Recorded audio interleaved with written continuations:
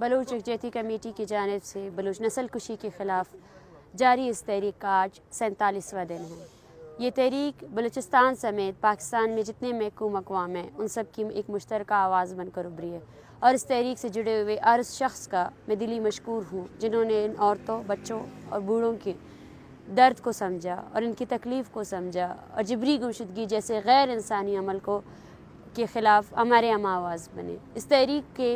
आज 47वें दिन में हुकूमती संजीदगी का आलम यह है कि हमारे जायज़ मुतालबात को पूरा करने के बजाय जबरी गुमशुदगी के शिकार अफराद को अदालतों में पेश करने के बजाय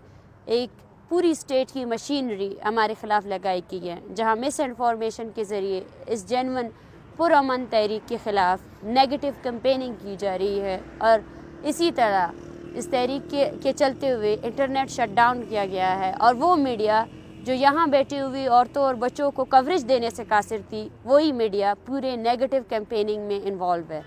जो जबरी गुमशुदगी को जस्टिफाई कर रही है, जो एक्स्ट्रा जुडिशल किलिंग्स को जस्टिफाई कर रही है, जो मासूम लोगों की कत्ल आम को जस्टिफाई कर रहे हैं। मगर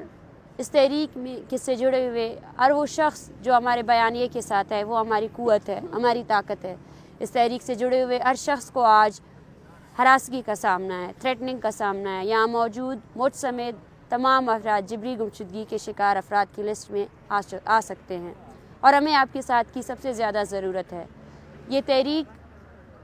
इन ख़ानदानों की नहीं बल्कि उस इंसानियत पर मबनी बयानी की है जिसके साथ आप सब लोग जुड़े हुए हैं। हमें आपके साथ की ज़रूरत है। आप जहाँ भी है, हाउस वाइफ हैं, जर्नलिस्ट हैं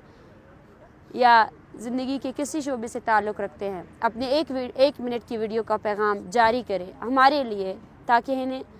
इस ठठरती सर्दी में ये माएँ जो बैठी हैं इनका हौसला बन सके। और ये जो सिर्फ 200 ख़ानदान हैं,